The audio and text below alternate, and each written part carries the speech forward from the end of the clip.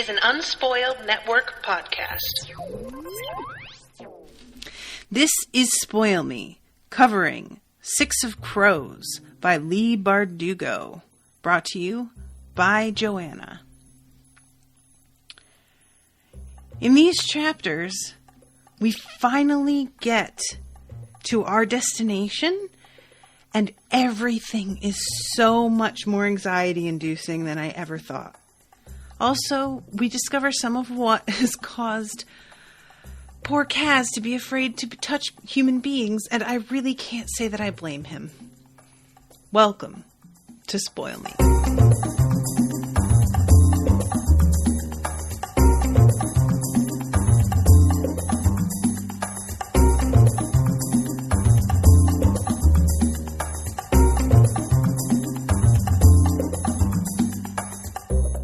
Welcome to the show, everybody. I am Natasha. Again, thank you to Joanna for commissioning this episode. I really wasn't ready for I say that a lot, and the benefit of having everybody who commissions episodes for Spoil Me, having all of them have great taste, means that they choose stories that are not predictable. And that in itself is a really special, difficult to find thing. Stories that don't go in the direction that you expect, or stories that do go in the direction that you expect and still manage to surprise you in other ways, or at least do what they do so well that you don't care that you saw the thing coming because it's all just so well outlined. This is one of those situations where I underestimated how much I was going to care about all these characters by the time we got to this part of the story. And I really admire the way that Bardugo has interwoven little character histories with the main plot. So it's a series of what are essentially like flashbacks, peppered in with things very much in the way that one would in like a script, which honestly I can find really jarring a lot of the time. And for some reason that's not happening with this one. I'm really here for it. So, let's start off talking about chapter 20, which is the final chapter in the Heartsick section. And then we go into part 4, which is called The Trick to Falling. Chapter 20 starts off with Nina thinking about the fact that she can smell the bodies that were burning, and that she feels like she still has their ashes on her clothes, and like the smell of them are in her nose, and she's really coming close to throwing up. And we get a look at what it was like between her and Matthias. And there's a line that I really like, which is, why did one smile from Matthias Helvar feel like 50 from someone else? Which, yeah, that's a thing. Definitely when you really care about somebody, it really is just like so true though. Like I remember being with Brendan, and recently Owen has said the same thing, that for each of them, getting me to laugh was a huge accomplishment for them. And that's how I feel about Owen. If I can make him laugh, it's just so much more gratifying, than anybody else. And she's thinking about Matthias's pardon and the fact that she really wants to kill Bolyu Bayor, but she doesn't think that if she does that, Matthias will be able to keep his pardon, and she already feels like she owes him so much that letting him down in that respect, she just can't even consider it. And then we find out about how they sort of became a team as they were trying to find their way out of the shipwreck and getting to somewhere with, some actual civilization. And there's like a few sections of really funny, adorable dialogue. And let's see they argue first about how do you become a Druskill? And she calls them thugs and killers. And he says, your friends slaughtered my family in a Grisha raid. Broom took me in and gave me something to fight for. So when he says a raid, because like I had said last episode, I think, when he talked about this, that it was like people who were defending themselves against the Driscoll, and not necessarily like the Driscoll came in and were killed in literal self-defense, but more that they are attacking Driscoll in order to keep themselves from being targets. But the way that he frames this seems like this is a raid, like a Viking raid, which I'm very curious to hear more about how that all went. And let's see. So he asks her what the first thing is that she's going to do when she gets home, and she says, eat everything, and that she can't wait to see Zoya's face when she comes back.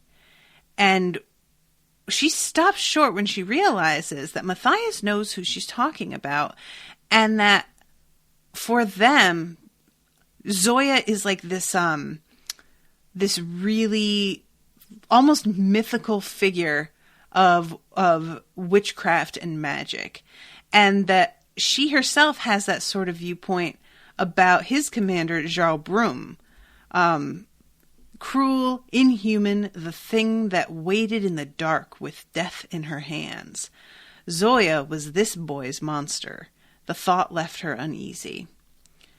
So he asks her how she was able to get out of the wreckage of the ship, because she was chained up and in a cage and would have drowned. And it turns out that there was a water cup with a handle, and the handle broke and the lip was jagged enough that they cut through their bonds and were planning on attacking everybody on the ship. And it was just really good luck for her that she was already out of her bonds by the time the ship went down, or else that's how she would have died.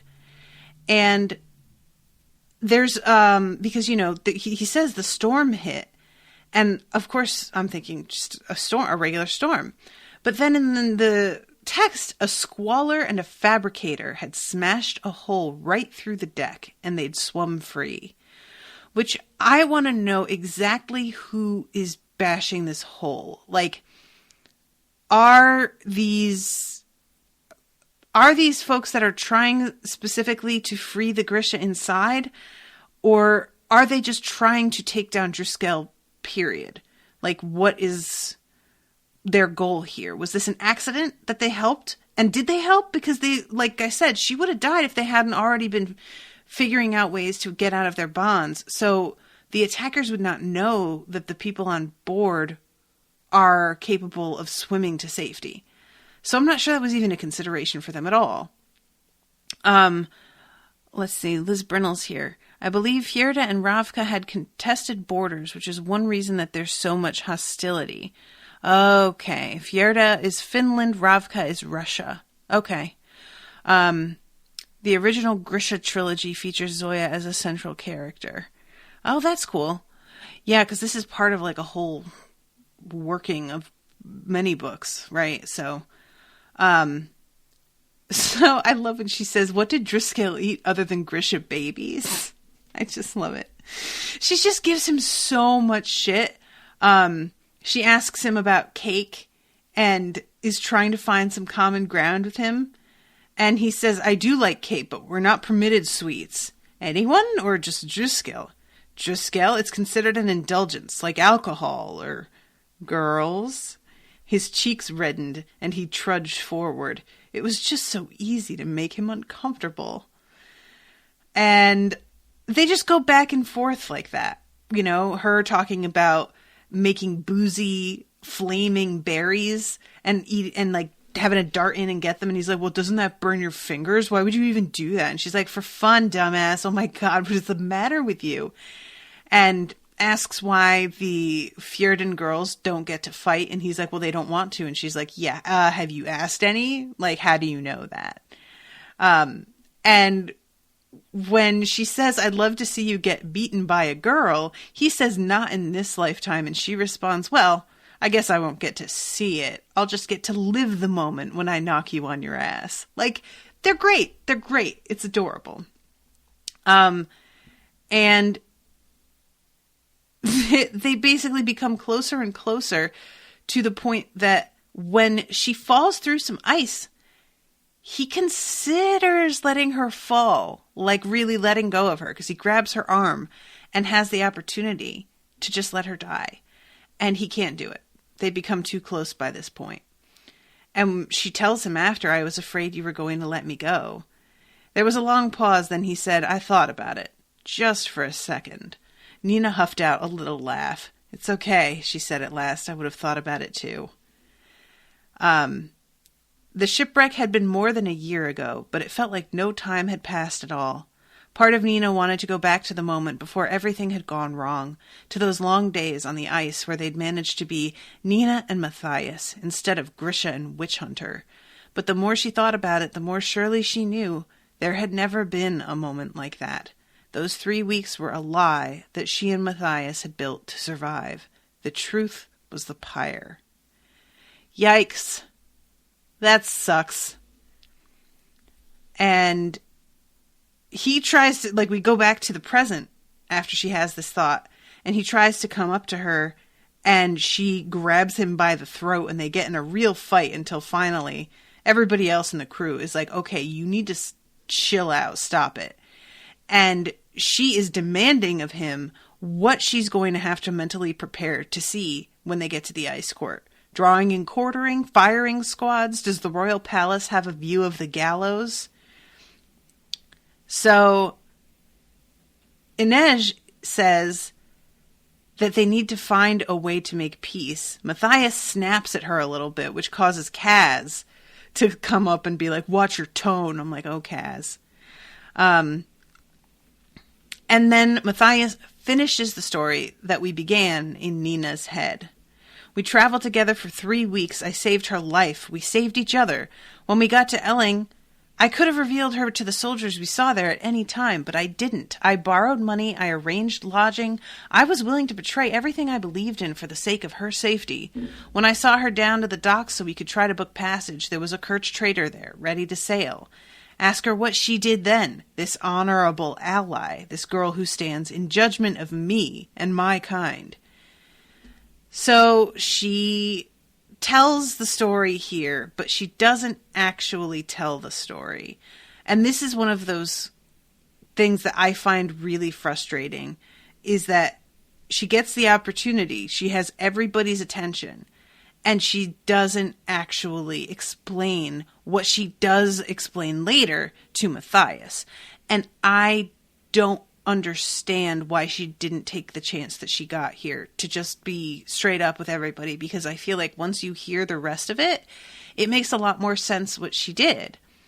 But maybe the explanation is that she doesn't want Kaz to know how dedicated she is to the Grisha, and that she is willing to betray people that she has uneasy alliances with on behalf of her own people without really thinking about it, because then he might suspect what she is eventually going to do, what she agrees on with Matthias in this chapter. So it turns out that what it is because she tells him later that basically some people had spotted him and were going to take him prisoner, and that she tells the folks down at the dock that he's a slaver because she knows that that will at least keep him safe from being nabbed by some people and killed later. And essentially, in her mind, when she turned him in, she was saving his life and would take back the testimony later, not realizing that later, when she tries to take that back, nobody wants to listen to her. And she doesn't know at the time that that's how it's going to be. Which I'm curious if there's like a vested interest in keeping him in prison. Like, is there somebody who didn't want to hear her for certain reasons? Or is it just bureaucracy and everybody's just like, yeah, lady, whatever. It's, like, not a big deal. Sorry, guys, hold on. I think Nina understands that none of the crows have the same sense of loyalty to any cause the way she does. She and Matthias share the same loyalty so they fundamentally understand each other better than the crows get her, or at least that's her fear. I mean, I think that might be part of it, but I think them figuring out where her loyalty lies specifically is going to be the problem, right? It's not just them understanding her, because I really feel in a lot of ways Nina doesn't care if they understand her. I think Nina does her thing. Like, she says at one point that her and Matthias understand each other because they're both sort of soldiers. And that a soldier does what they need to do to accomplish their mission without, regard to the people that they are befriending, betraying, whatever. So, and Kaz is sharp. So if he is aware, and he knows this whole thing already, actually. I remember her saying this because when Matthias presses her in front of everybody, she tells the whole story and says, telling Kaz had been a comfort. There would be no judgment from a boy known as Dirty Hands. I had no choice, Nina said, the ache of tears pressing at her throat. You don't know.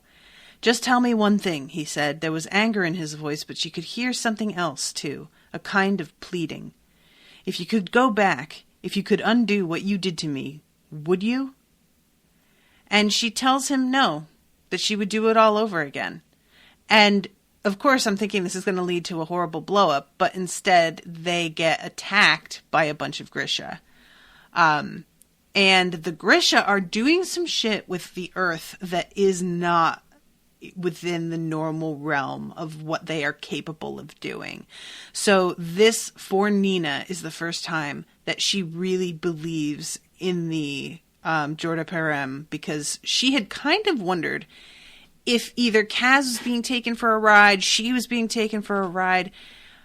Whatever this is, it hadn't seemed real to her.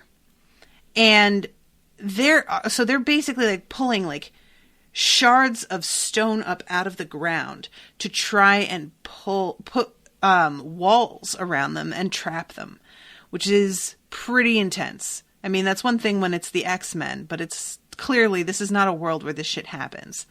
And there was someone in the air, hovering in the sky, high above her.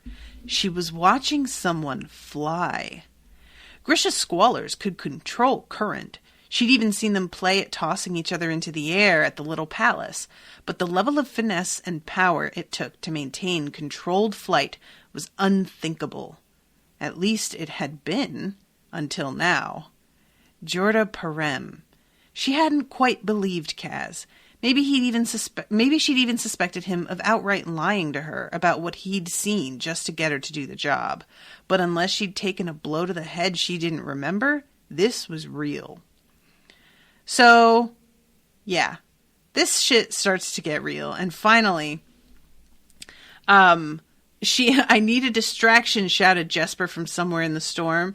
So Wylan, I love this so much. How much Wylan and Jesper really work together, but Jesper is constantly sure that Wylan's going to fuck up. And yet Wylan comes through every time, but Jesper's always just like, come on, dude.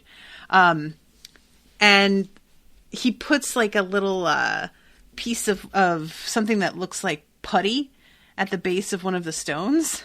And he jumps over and it's like, hold on a second, and nothing happens.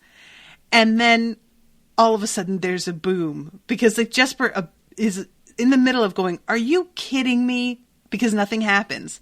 And then of course it explodes. They're able to get out of there. Jesper shoots the guy that's in the sky, and they find the dude on the ground that was shot, and he is begging for more of the drug. I need a little more, the Grisha mumbled, just a little more. He grabbed at Nina's hand, and only then did she recognize him. Nestor? Nestor, it's me, Nina. She had been at school with him, back at the little palace. They'd sent to Kurzaman together.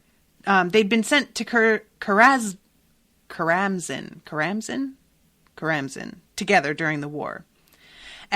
King Nikolai's coronation, they'd stolen a bottle of champagne and gotten sick by the lake. He was a fabricator, one of the durists who worked with metal, glass, and fibers. It didn't make sense. Fabricators made textiles and weapons. He shouldn't have been capable of what she'd just witnessed. "Please," he begged, his face crumpling. "I need more." "Parem?" "Yes," he sobbed. "Yes, please." "I can heal your wound, Nestor, if you stay still." "I don't want your help," he said angrily, trying to push away from her. He was screaming now, fighting her. Matthias moved to help, and Nestor threw up his arms. The ground rose in a rippling sheet, thrusting Nina and the others back. "Nestor, please let us help you." "Where are they?" he screamed. "Where did they go?" "Who?" "The shoe," he wailed. "Where did they go? Come back." He fell forward into the snow. He didn't move again. Nina rushed to his side and turned him over. There was snow in his eyes and mouth. She placed her hand on his chest, trying to restore his heartbeat, but it was no good. If he hadn't been ravaged by the drug, he might have survived his wounds. But his body was weak, the skin tight to his bones, and so pale it seemed transparent. This isn't right, Nina thought miserably. Practicing the small science made Grisha healthier, stronger. It was one of the things she loved most about her power. But the body had limits. It was as if the drug had caused Nestor's power to outpace his body. It had simply used him up. That's rough. And this turns out to be, because there's this whole thing with the shoe, which I don't know what to make of this, but he's looking for them, and she doesn't think that they're going to try and get Bol-Yul Bayor themselves until she starts to sort of talk it over with Kaz. And apparently the shoe, why they don't have the same sort of animosity towards the Grisha that the Fjerdans do. They still don't quite see them as human entirely. They regard them with a fascination and a sort of respect, but still don't really see them as people. So while they wouldn't necessarily get Grisha and purposefully torture them or do what was going on in the beginning of the book with just testing the drug on fucking children and by cutting their thumbs off, they would try and find the guy who was able to make the drug that makes the Grisha this powerful. They would still be interested in this. This was in the Squalor's pocket. And Kaz tosses this coin to Jesper, a horse on one side and 2 crossed keys on the other. It's a shu wenye, the coin of passage. This is a government mission. "How did they find us?" Inej asked. "Maybe Jesper's gunshots drew them," said Kaz. Jesper bristled and pointed at Nina and Matthias. "Or maybe they heard these two shouting at each other. They could have been following us for miles." So, yeah, this turns into a argument over what they're going to do with the bodies. Because, obviously, Nina, these are Grisha that she knew, at least one, and she wants to bury them respectfully. And Kaz is we straight up don't have time. And the ground is frozen. And we don't have, the luxury to worry about this kind of shit now. And finally, Matthias agrees that he will help with the digging and stay back with her, and that he'll make sure that they catch up to the rest of everybody by nightfall. So, this is when they have their conversation about what's going on. That he essentially feels that if getting the Grisha that powerful is something that can happen by saving this man's life, that's not an option for him either. So, in a weird way, both him and Nina are on the same side, where they don't want this guy to survive. She feels like this drug is too much of a danger to her people because it overpowers and then eventually kills them. And for him, it's a danger to his people because the Grisha are dangerous and will be overpowered. And apparently pretty desperate to do this kind of thing. So, yeah, it's a weird sort of alliance that they have here. And it's just, this is when she finally tells him what I wish that she had told everybody. They were spies doing reconnaissance work in the port. They saw me enter the main square with you and recognized me from the little palace. One of them recognized you, too, Matthias. He knew you from a skirmish near the border.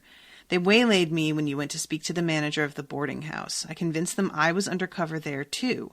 They wanted to take you prisoner, but I told them that you weren't alone, that it would be too risky to try to capture you right away. I promised I would bring you to them the next day. Why didn't you just tell me? Nina tossed down her pick. Tell you there were Grisha spies in Elling? You might have made your peace with me, but you can't expect me to believe you wouldn't have revealed them. So she and he stops and thinks about it and is like, yeah, you're right though. So I begged them to take me. I tried to take it back. I tried to recant. They wouldn't let me see a judge. They wouldn't let me see you. I couldn't explain the seal from the slaver or why I'd made the charges, not without revealing Ravka's intelligence operations. I would have compromised Grisha still in the field. I would have been sentencing them to death. So you left me to rot in Hellgate. I could have gone home to Ravka. Saints, I wanted to. But I stayed in Ketterdam. I gave up my wages for bribes, petitioned the court. You did everything but tell the truth. She'd meant to be gentle, apologetic, to tell him that she thought of him every night and day, but the image of the pyre was still fresh in her mind. I was trying to protect my people you've spent your life trying to exterminate. So their alliances, it's there, but if it's not super strong, they're still not seeing eye to eye on some basic humanity type shit. And that's a pretty rough position to be in. Sorry guys, hold on one second. She and Messiah, that's her fear. Oh no, I read that one already. The crows are super loyal to each other, but no cause. They deeply distrust causes. There's a fair bit of mistrust between her and Kaz around that, too. Yeah, I figure. I think Nina dismisses the Parem because she thought it was anti-Grisha propaganda. There's so much persecution, it's hard for her to believe at first. That would make sense. Inej felt like she and Kaz had become twin soldiers marching on, pretending they were fine, hiding their wounds and bruises from the rest of the crew. That's how Inej's chapter opens, and I find it interesting that Kaz has obviously started to fall in love with her, and her opening of her chapter is thinking about how much she and Kaz are alike right now, which I don't know if that means anything, but it feels like it means something. And I really like the description of what Gerholm looks like, because she thought it was going to look much the way I thought it was going to look. A canvas of black, gray, and brown, tangled streets dense with mist and coal smoke. But instead, its tidy streets marched to the water in orderly fashion, and the houses were painted such colors, red, blue, yellow, pink, as if in defiance of the wild white land and the long winters this far north. Even the warehouses by the quay were wrought in cheerful colors. It looked the way she'd imagined cities as a child, everything candy-hued and in proper place. I love that. I totally didn't expect it to look like that either. And later on, when they wind up inside the ice court's walls are solid white marble that's so white it almost glows blue. And Cass is thinking to himself how he expected some damp, gray, stony prison. Of course, I expected this as well. But it's just I really enjoy having expectations that I didn't even know I had subverted like that. So they have to go into town and sort of scope out the situation. And there's a lot of description about how the whole place is decorated for the upcoming holy holidays. The shops had created elaborate displays of pepper cookies baked in the shape of wolves, some hanging like ornaments from large twisting trees, and the bridge spanning the river gorge had been festooned with ribbons in Fjerdan silver. One way into the ice court and one way out. And there are wreaths made of twisting branches and silver ribbons. Matthias mentions that they're made of ash tree. And Nina said there's supposed to be one in the middle of the White Island. It's where the Druskill gather for the listening ceremony. And Kaz is like, I'm sorry, in the middle of it? It's real weird that you didn't mention that to me, Matthias. You were supposed to draw a map of everything. And he says, because it's the holiest place in all of Fjerda and not essential to our mission. And Kaz responds with, I decide what's essential, not you. So he's pretty irritated and starts to wonder if maybe there's some other shit that Matthias did not share with them, which I'm going to say, yes, there is. There has to be. So they go to this awful tavern called Gestinge. I don't know how you say this. Gestinge. That's probably more accurate, actually. And it is really gross. Like, the food is so bad that nobody can quite make themselves eat it, except for Inej, who's trying to keep her strength up so that she can heal quickly. But it's the only place that has a rooftop terrace, which means that they can get a really good look at everything that's going on around them and be pretty surreptitious about it, because Kaz brought like a book slash, what do you call it? Binoculars, basically. Because there's this really intricate sort of like design on the back cover of the book. And it hides two holes that have like the glass that adjusts so that you can see really far. And he knows about this because some women have the same sort of glass installed in compacts that just look like harmless makeup compacts. And they would use them in card houses to read the hand of the person like way across the room and then signal to their partner who is at the same table playing against that guy what cards this dude has in his hand. So that's a pretty awesome idea. And I kind of want a pair of these binoculars, and I'm gonna find out how to get some of these. So they get a look finally at one of these prison wagons, and everybody's, as much as they're nervous about it, at this point, everybody's pretty much like, all right, so we're going to sneak in as prisoners. Okay. I mean, this is nuts, but we're going to do it. But then when they open the back of the wagon and are able to actually see inside, everybody starts to be like, hey, Kaz, I don't know about this. Because all of the people inside are not only chained, but have hoods pulled over their heads.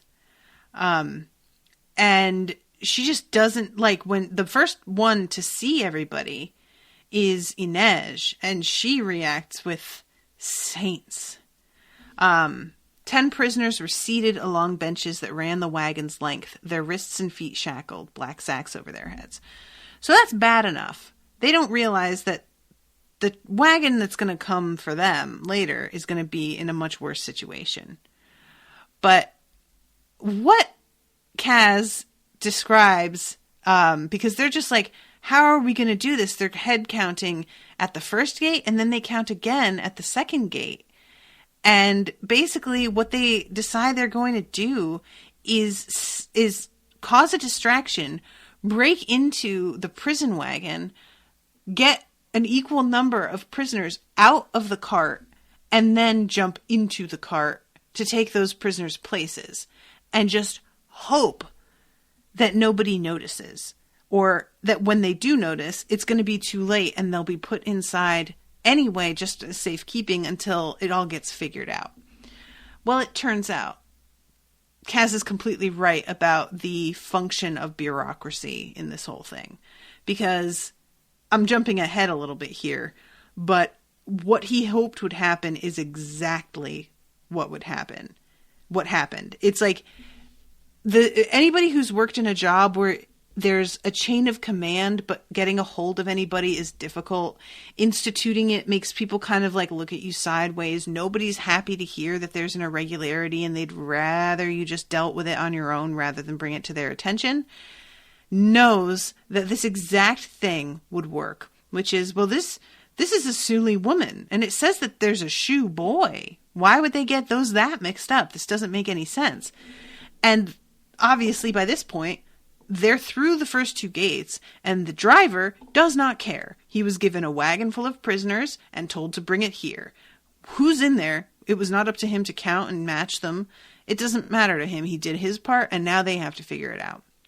And the guys who are checking it over are all like, yeah, well, you know what? Why don't we just put them in prison and like figure it out later? And by figure it out, I mean, get the people who are on the next shift to figure it out. Which, yes, that is how it works.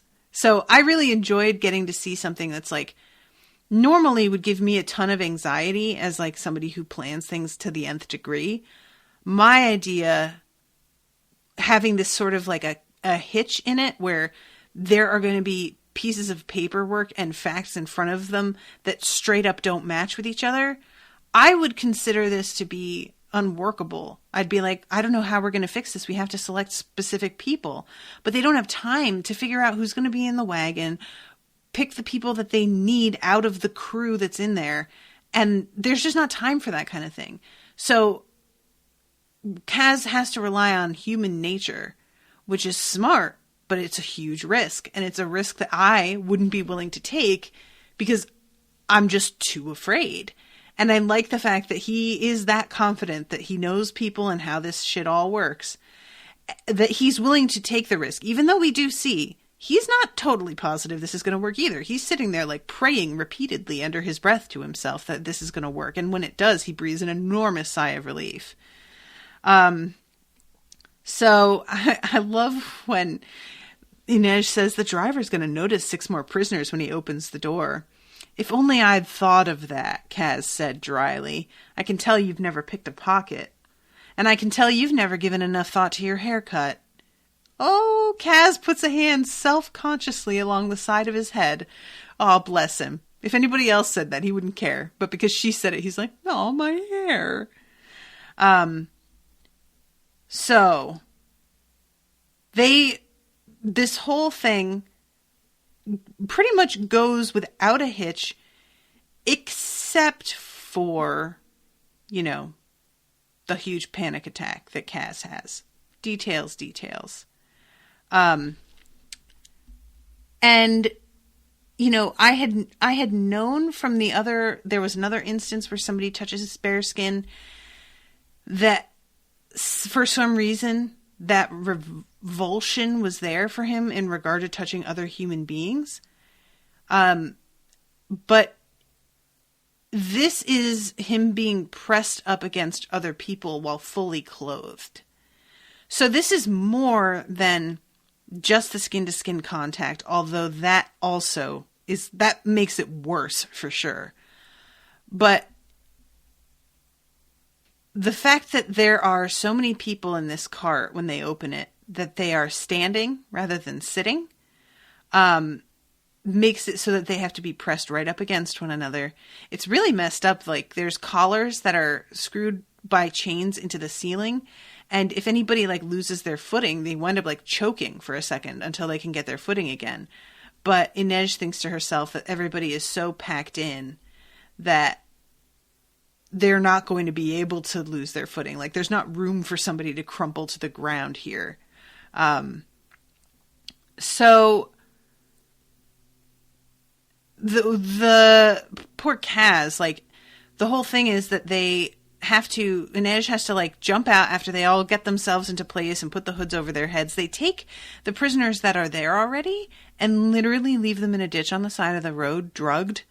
And I love that Nina's trying to be listen, we're pretty much doing them a favor.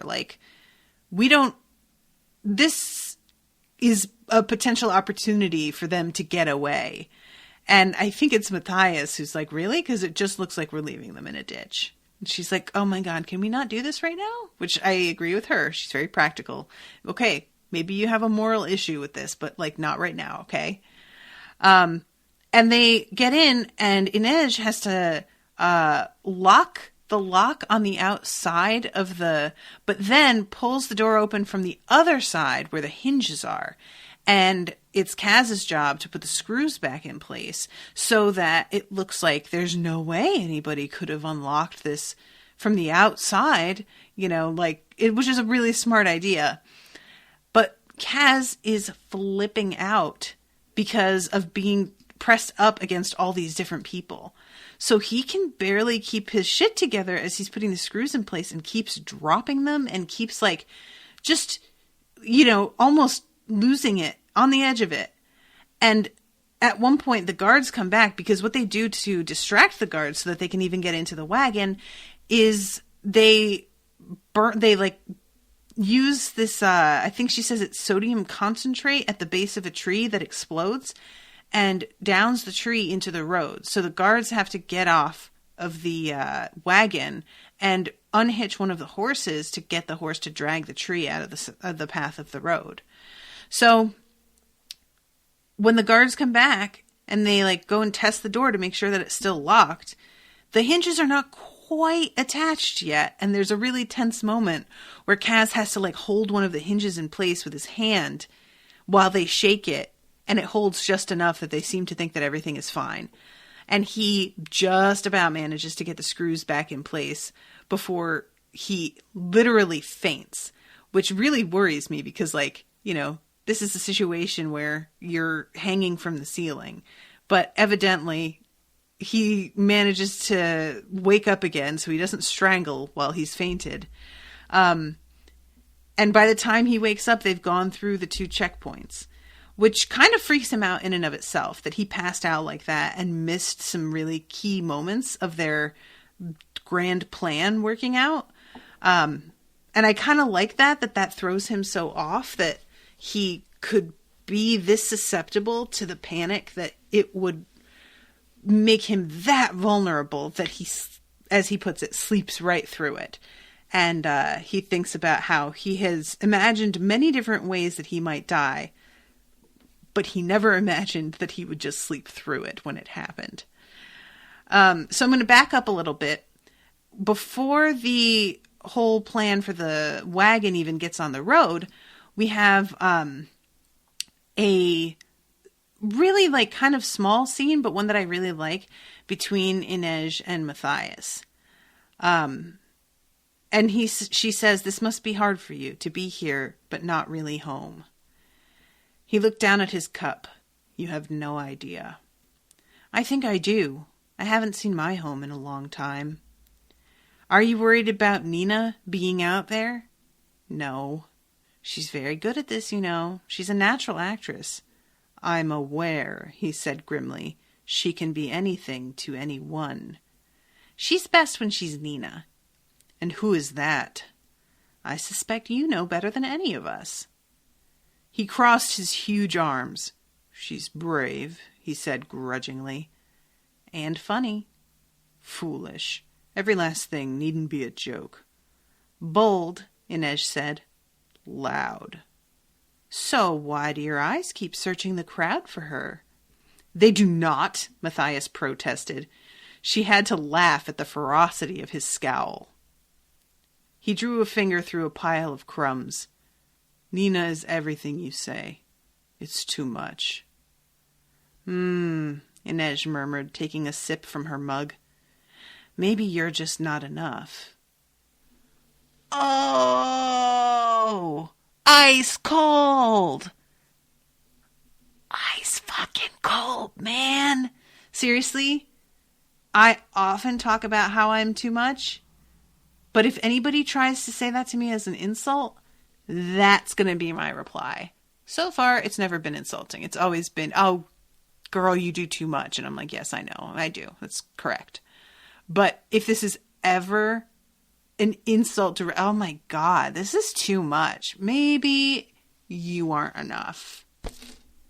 I mean, That's like one of those moments that I want a gif of her saying it with the pixelated sunglasses that drop down over her face. You know, like, it's just so good. So I just wanted to mention that scene. So let's talk about what the fuck happens with Kaz, because that shit is horrifying. And so Kaz and his brother, like, you know, I had the hints early on, and it's not like the author, I think, is really trying to be so mysterious about it. It's more that she's like, well, you can get a hint of what's happening, and you just won't know exactly the whole story. But I had figured that the person that Kaz saw as his enemy, Pekka Rollins, had done something to a brother or relative or something.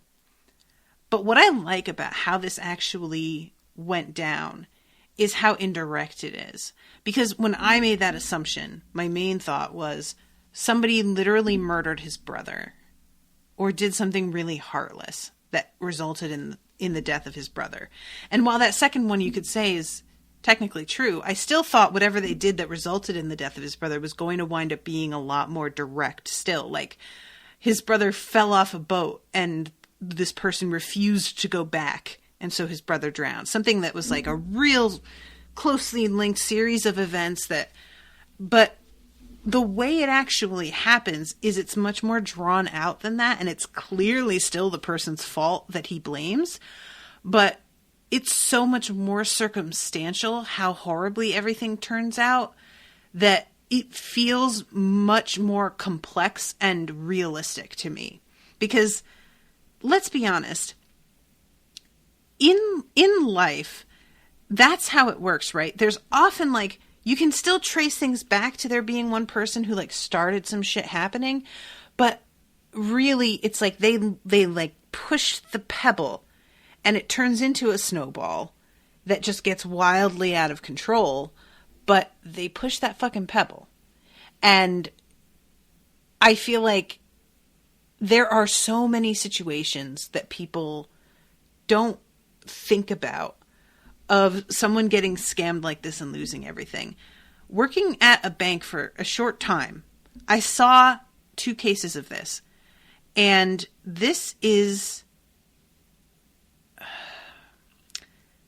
it was one of the hardest things that I had to hear and be there for, was an old woman.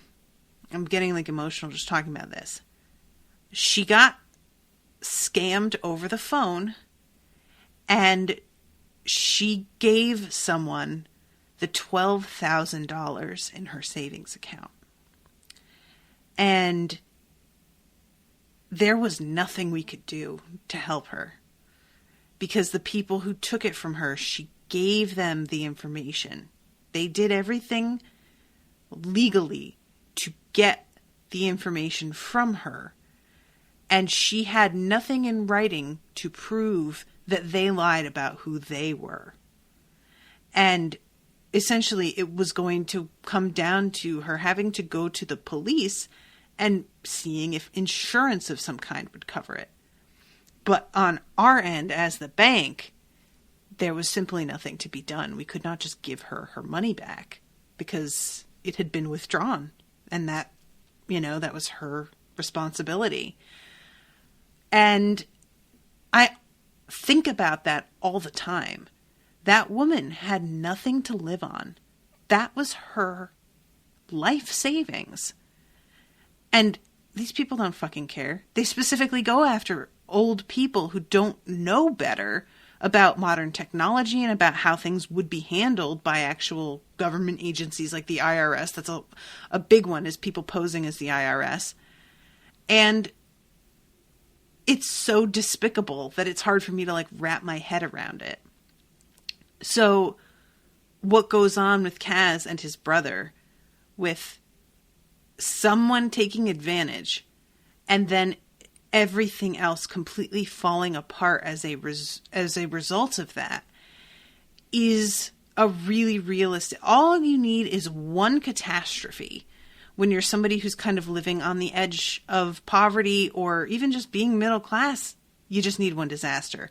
A really bad illness, a terrible car accident, a hurricane, your house burning down because somebody had a gender reveal party where they used fucking fireworks. Like, just one thing like that, and suddenly you've got nothing, and you don't know where to go or who you can go to for help.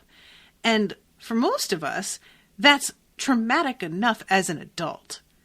But Kaz had to deal with this with a brother who was a child also. Kaz himself was a child, and the person in charge of taking care of him was 14. So this is just so horrific. Like, his brother tries his best, tries to return this nice winter coat that he got, tries to sell his boots. Nobody wants them. They have nowhere to stay, and they keep trying to, like, sleep in different areas and getting rousted by the cops. There are different gangs already in place, and the gangs have territories. So when they try and sleep different places, the gangs, like, give them a hard time about that. And it's just, everything building up on each other until finally they get laid low by this illness called the Queen's Lady Plague, named after the ship believed to have brought the contagion to the city. It was called firepox, and, like, so many people died that they wound up doing the thing like during the Black Plague, where they just piled dead bodies and brought them to one place and just burned them all. And Kaz's brother comes down with this pox, and Kaz gets it a couple days later. But his brother gets it worse and harder, and he winds up dead. And Kaz is so close to dead that when they scoop up all the bodies, they just include Kaz, thinking that he's dead already. And it's the fucking most horrifying thing. He felt himself falling, and then he was caught in a tangle of bodies. He tried to scream, but he was too weak. They were everywhere, legs and arms and stiff bellies, rotting limbs and blue-lipped faces covered in firepox sores. He floated in and out of consciousness, unsure of what was real or fever dream as the flatboat moved out to sea. When they tumbled him into the shallows of the Reaper's barge, he somehow found the strength to cry out. "I'm alive," he shouted, as loud as he could, but he was so small, and the boat was already drifting back to harbor. So what does Kaz do? Does he just try and get home by himself?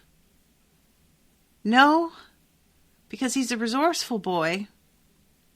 He tries to use his brother as a sort of life preserver / flotation device. It works, but Jesus, that's grim. And the only thing that keeps him going is remembering that he needs to fucking make it, because he needs someone to pay for what happened. And it's really, really rough. And he manages to get out of the water, and they collect his brother's body again because he has to leave it by the side of the river. And I really like this moment. Geordie's body was caught in the current, bumping against the pylon below. His eyes were still open, and for a moment Kaz thought his brother was staring back at him. I should close his eyes, thought Kaz, but he knew if he climbed down the ladder and waded back into the sea, he would never find his way out again. He'd simply let himself drown. And that wasn't possible anymore. He had to live. Someone had to pay. So, damn. So then we have the bureaucracy working for Kaz scene, and they get separated, men and women, into different sections of the prison, and Kaz gets searched, and they find the lockpicks that he has in his mouth.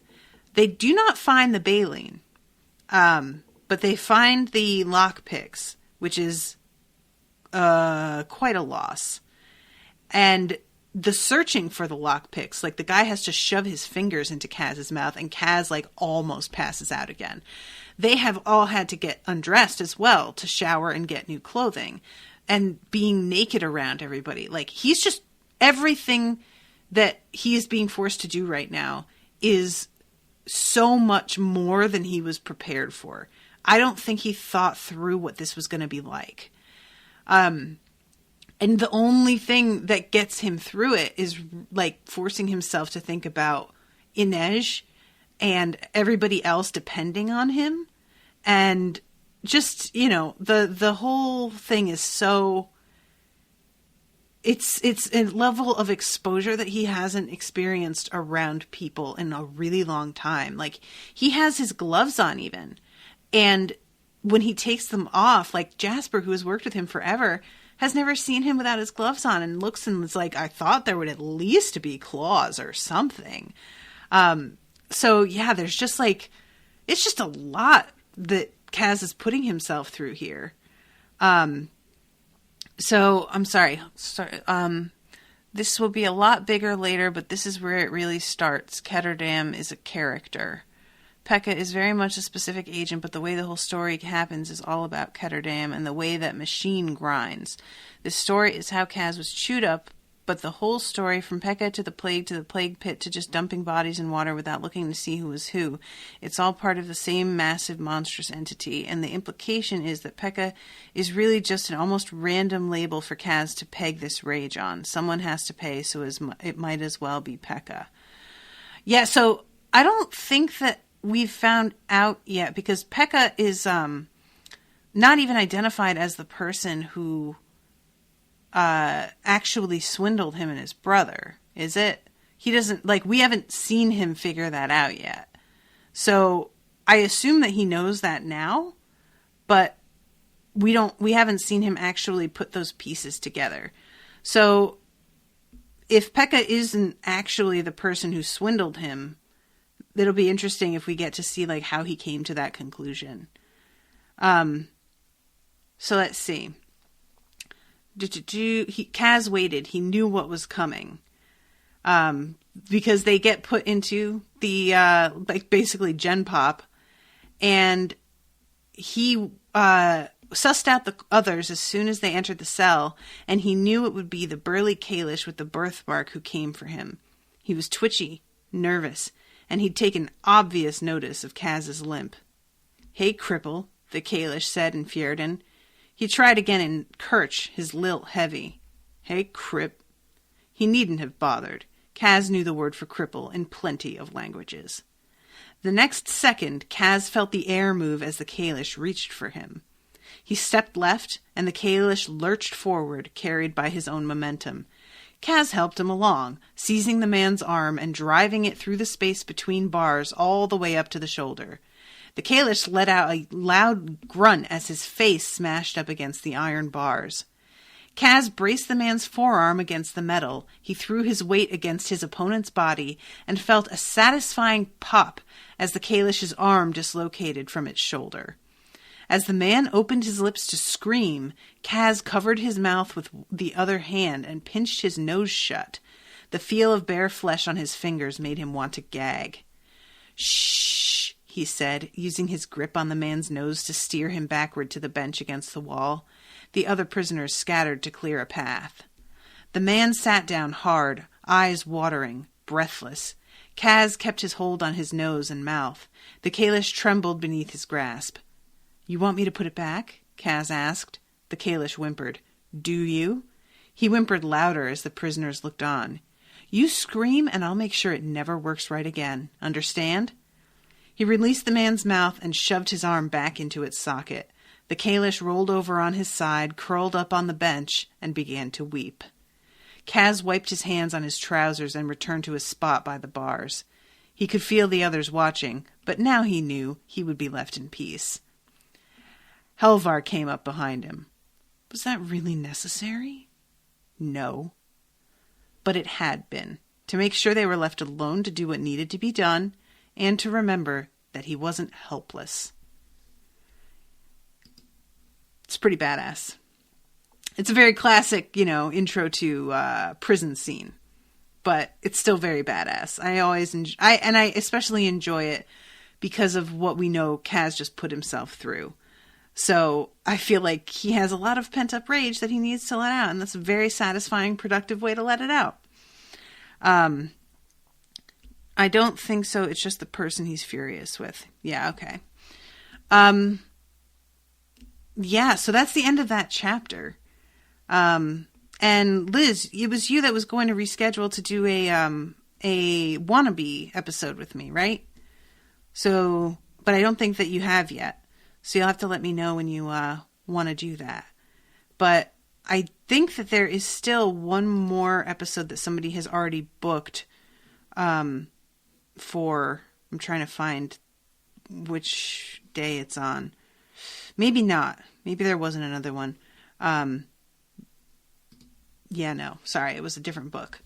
I'm waiting to get over laryngitis. Oh, boo, that sucks. We'll feel better. And again, I want to thank Joanna for commissioning this episode.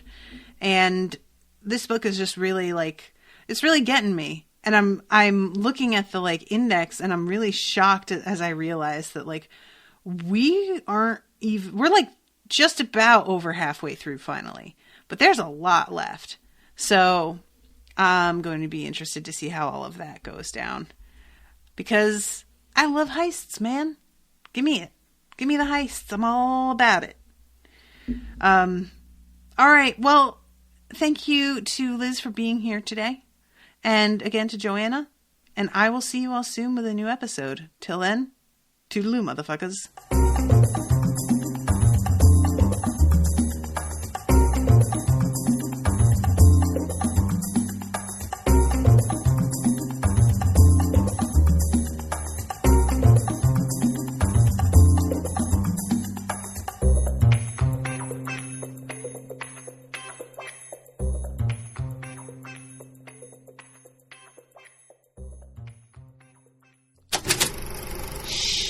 That was an Unspoiled Network podcast.